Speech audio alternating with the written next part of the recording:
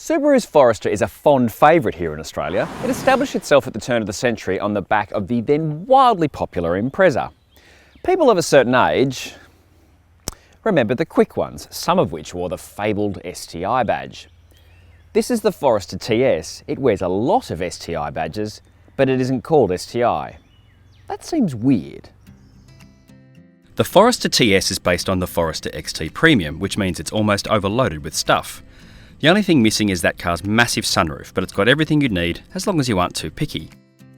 The Starlink stereo and Sat-Nav is snappy and user-friendly if lacking in features like CarPlay.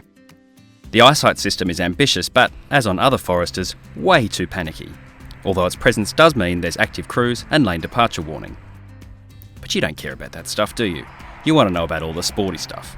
Well, there's a long list. The TS dips into the STI parts bin, replacing the wheels, lots of the suspension parts, lower springs, stiffer dampers, and lots of other bits and bobs.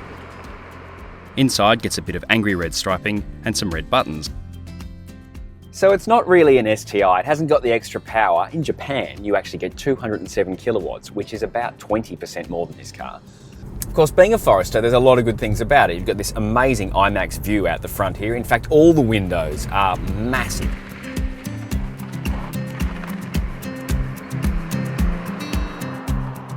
You also get the STI wheel with a badge and the red stitching. You get the red stuff here on the leather and some suede, which makes these seats really nice and grippy because normal Forester seats are awful.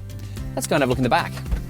Here in the back, there's more red and suede and there's plenty of room, but there is no air conditioning vent, which is a bit rude. But there is an armrest and a cup holder.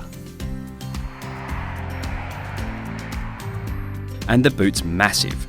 I could throw this pram from the other side of the street and have a better than even chance of getting it in.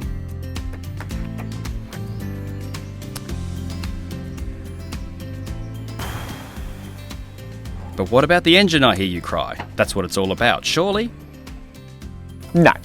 This is the same 2-litre turbocharged boxer as the Forester XT and XT Premium, so there's nothing interesting to see here. And that, my friends, is why it isn't called the Forester STI. That's not to say it's bad, it's just that if you're looking for a fire breather WRX style experience, you better buy a WRX STI. The Forester TS is rather more tame. As I always say about Subarus, unfortunately the CVT is the weak link here. The engine's really strong, the chassis is pretty good considering that it's quite high and quite top heavy. But the CVT, it just doesn't really want to keep up with you. Even when you're flipping in manual mode, you've got 8 gears to choose from. It's just not there. So that's what lets it down.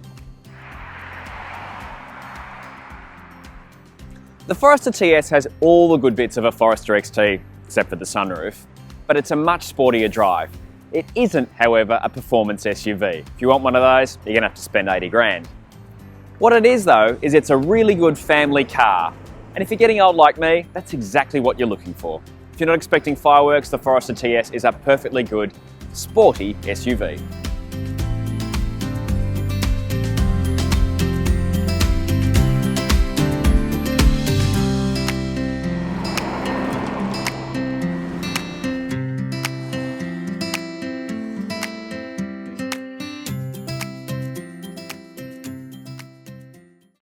And if you want to know more about this car, you can read our full review here.